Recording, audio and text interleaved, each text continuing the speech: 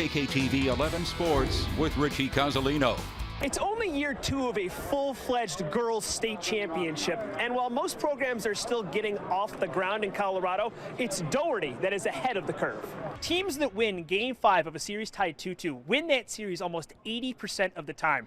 And that is the situation we find ourselves in tonight. General Manager George Payton, he told us yesterday this was going to be a comprehensive and collaborative process, and today we've already seen they're casting a pretty wide net. Today's game at AT&T Stadium, I think a game only Broncos fans could have dreamt of. I've been waiting for this moment, Taylor. Yeah. I'm going to catch a ball. Tonight's the night. The first 750 fans to get through the gates this afternoon at Wander Field are going to get one of these shirts to commemorate the moment. And also, if you're coming, don't forget these masks still required. So how does a town of 50 pay for a $450,000 new field? Well, of course, you ask the internet. Obviously, the Switchbacks must be excited about a new downtown arena, but why should fans be excited about it as well? Daniel will be the 18th head coach in Broncos history. It's interesting because GM George Payton decides to focus on offense with this hire rather than defense. Stunning. I mean, we knew it was going to be a close game. It's the state title game for crying out loud, but I don't think we expected a Palmer Ridge defeat of this magnitude. This is pork-a-nuts. Pork and coconut combination.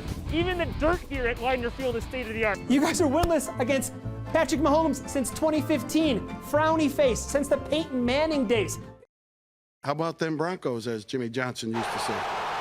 Utter annihilation in Arlington. The Broncos telling us with clear and strong messaging that they are not done with this season quite yet. Good evening and welcome out to AT&T Stadium in Texas. I'm Richie Cozzolino. Do not let that final score fool you. Yes, it was 30-16 Broncos, but this was complete domination from start to finish. The Broncos walked into a Cowboys stadium with Dallas being 6-1 and walked out with one of the most complete performances you're ever going to see. Just kudos to the players. They had the right mindset.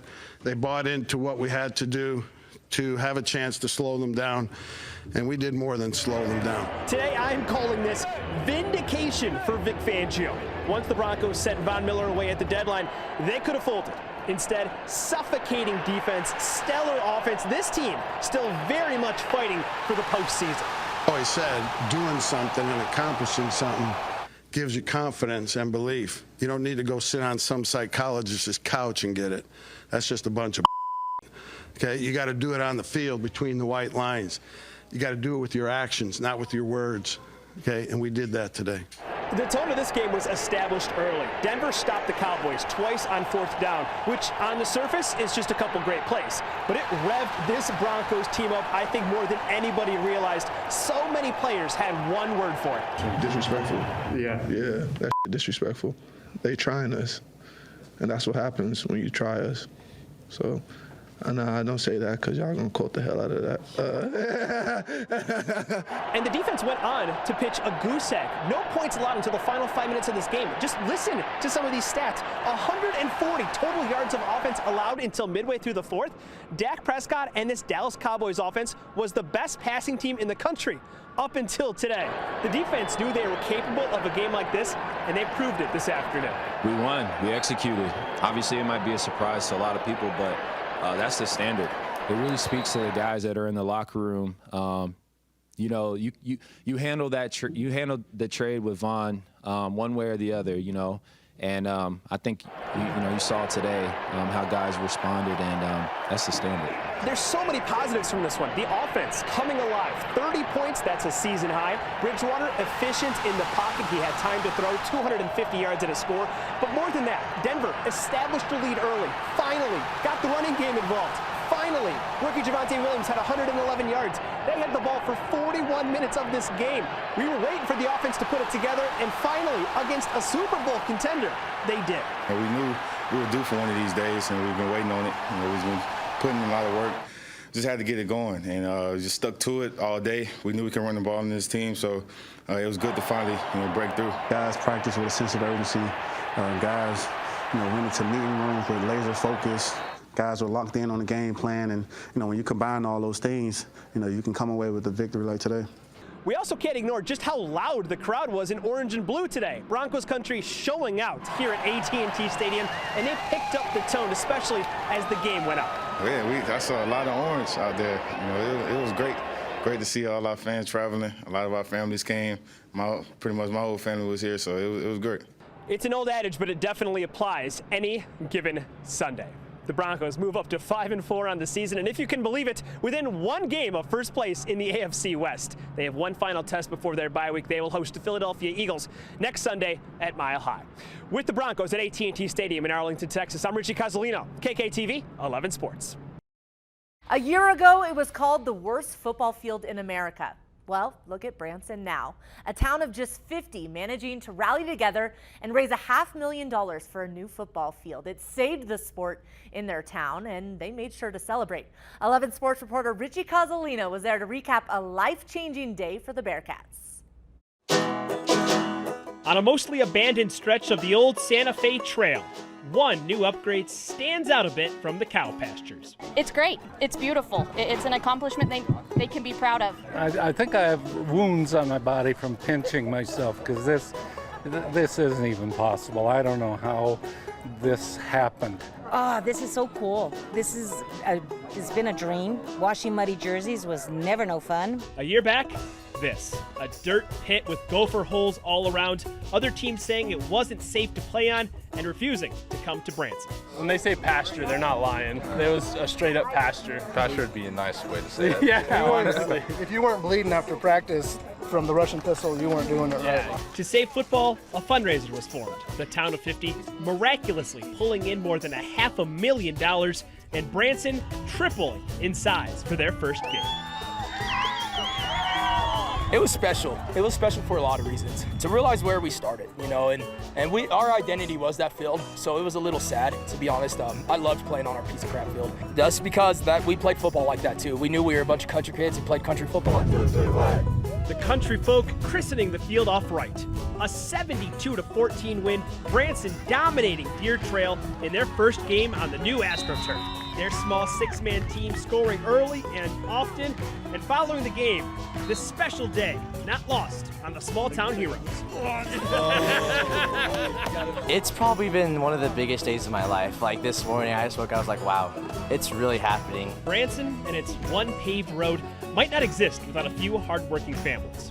Now the next class of Bearcats has a field of dreams that previous ones would hardly believe. I'm a sixth-generation family. My great-grandpa played sports here at Branson, and it's just great to see all the generations that have been passed down through and how much this community comes together over football. If your great-grandpa could see this field today. Oh, man, that'd be crazy. I don't think he'd believe it. He'd be awestruck.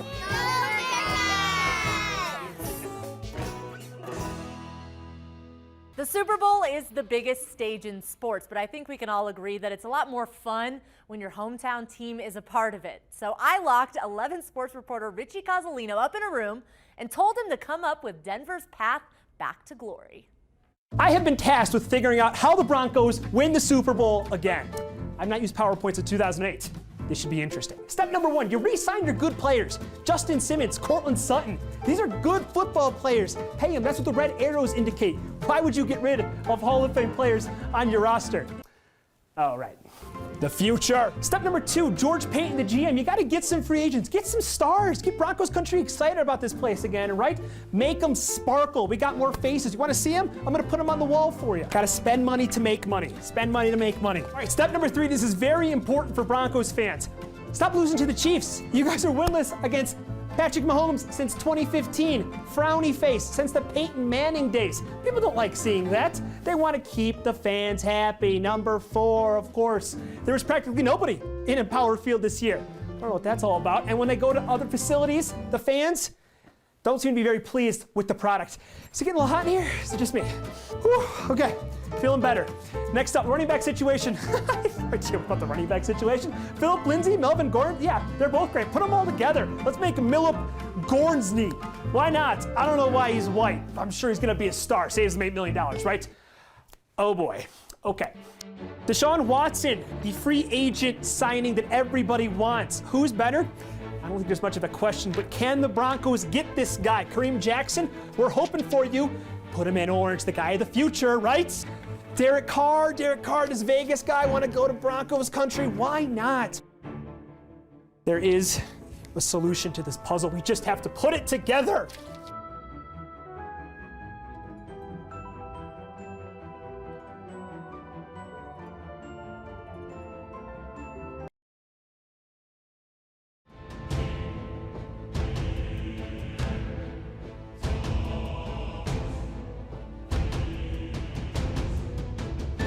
Okay. It might seem a little crazy, but think about it. Besides Peyton Manning, who's won a playoff game? Right? In conclusion, you're welcome, Broncos country. What was this story about again? Richie Cozzolino taking it back to the drawing board. Thank you, Richie.